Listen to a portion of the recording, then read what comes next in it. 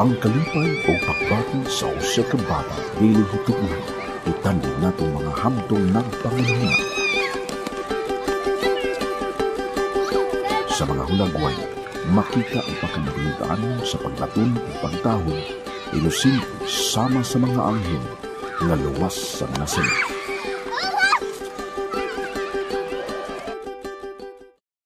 Kining tanan mga hulagway mo'y ato masaksihan karon sa usa ka relihiyosong Cebuanong pintor nga ang tumong og tinguha sa iya mga painting naghatag og lawom nga mga mensahe. Si Celso Duason Pipito, usa ka yanong probinsyano, nataod sa Dadbantayan, nagdako sa Bukidnon, usa sa 8 ka managsuon.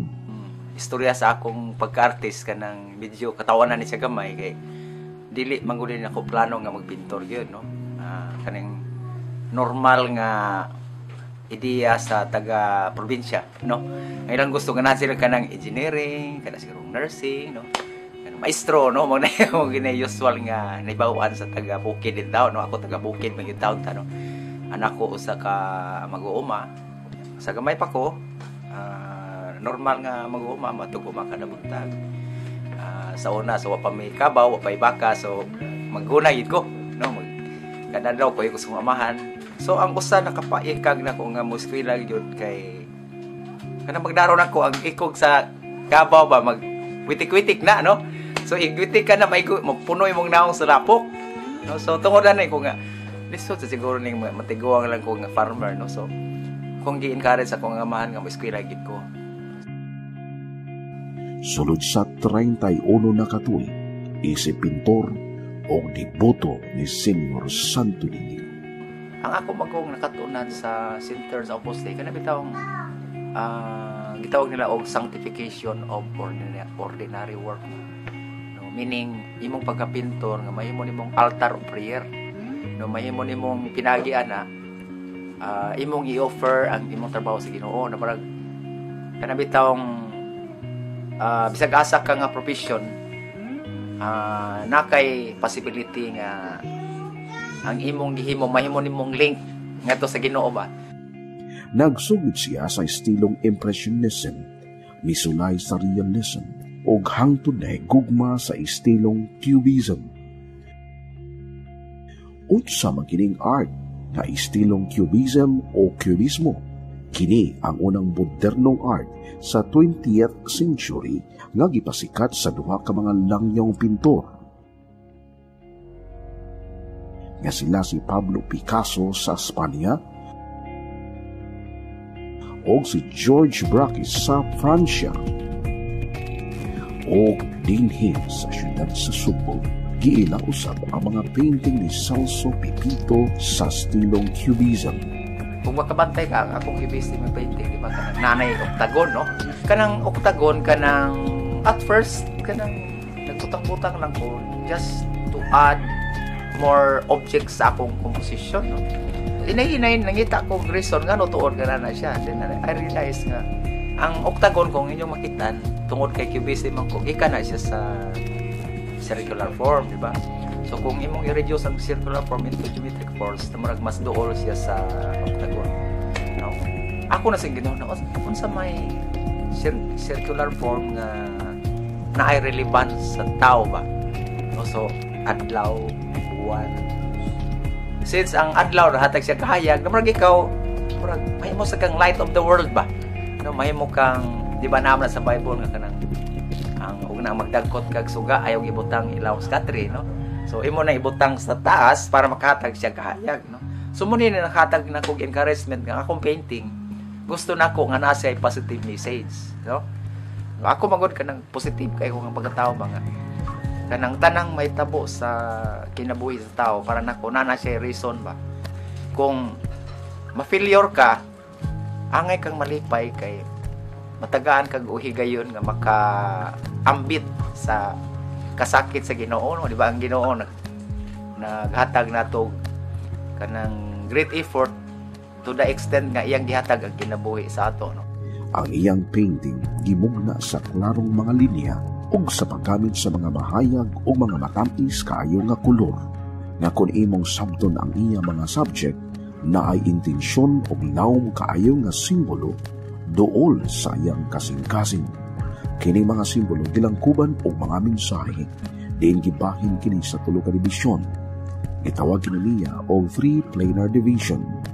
Kanang 3 planar divisions naasa ko'y 3 meanings ana, no? So tulo de God the Father, God the Son, God the Holy Spirit. Nagpasabot sa ni sa akong concern sa as a Filipino nga naghatag og importansya sa Luzon, Visayas, and Mindanao. No, so tulo sad siya, no? And then ikaw ang sa pamaylain akong pasabot. Tagaan gud nimo utmost interest or kanang pinaka-importante nga atensyon ng imong pamilya. No, kay ang tulo sa mo ang number 1 Ginoo, pamilya dayon imong profession. No, so dili mahimong imong balihon nga una ang profession, sunod ang pamilya nya awahin mo Ginoo. Pangutana ko sa akong kagalingon, nganong halos tanan painting ni Celso kasagaran anaa may mga bata. Kanang kong bata humble, meek, way pagkaaron ingnon, no? Kanang wasiyay kanang bitawng distorted or twisted nga panglantaw. Ang bata pure pa in mind. O innocente nga anything nga imong gihatag niya iyang dawaton with utmost ko ang ba appreciation, no.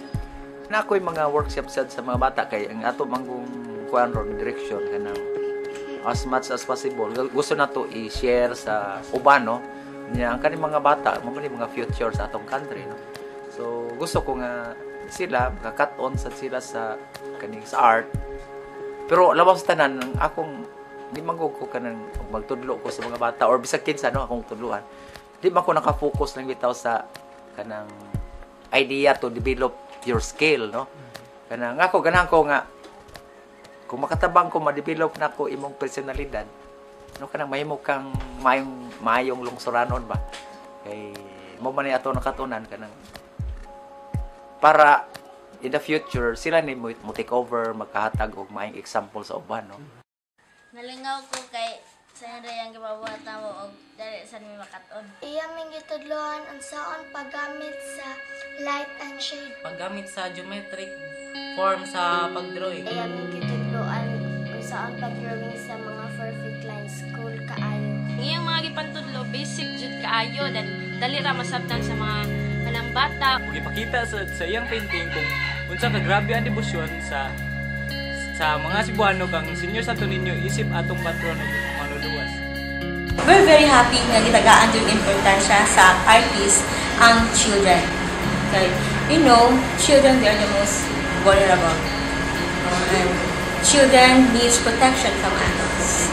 And through that art, makita nato na these are the future of our country. And if we don't take care of these children, so what will happen to our country?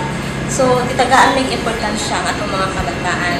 Isa siya ka-artista nga he shares his talents with others, and then he's always willing and very eager to teach other people. Nag-offer siya to share his talents sa mga bata. If there's any chance among sa Cebu City Task Force on Stray Children na para namo ba na talent diha na ma-develop, he's always been ready for that. And I think it is I share that with other people too, that we do have to give future to our children, and it starts with us. Sa iyano ug tataw nga pagsabot sa painting ni Celso, ang pagsalig ug pagtuo sa justong bata dili gayud mapapas. O kita magkampo gyud ni Senior Santo Niño kanunay nga ang kabatanunan may layo sa mga nagkalain-laing bisyo. Kay sa atong panahon karon, daghan na gyud ang kausaban tungod sa kakusog sa paglambot sa atong teknolohiya. Dili malikayan na matintal sila o may salaan sa saktong agianan. Kini ang pasabot na para makabot nato ang kalinaw o kauswagan sa atong nasod o sa tibuok kalibutan, magsugod kini sa simple o malinawong pamilya ubos sa panalangin sa atong Diyos Amahan, sa Espiritu Santo o sa iyang anak na si Jesus. Ngadto kang Senyor Santo Niño, basta may kahayon, may paglaom, sa atong katag-unan karon o ugma.